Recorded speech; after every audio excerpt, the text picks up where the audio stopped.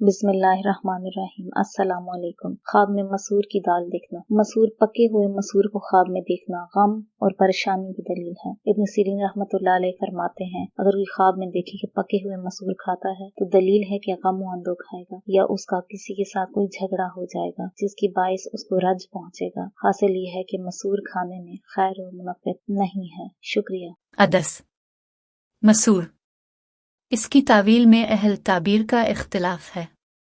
हजरत इब्न सरीन ने अदस मसूर फरमाया है कि ख्वाब में मसूर का खाना अच्छा है, क्योंकि हजरत इब्राहीम मसूर को पसंद करते थे।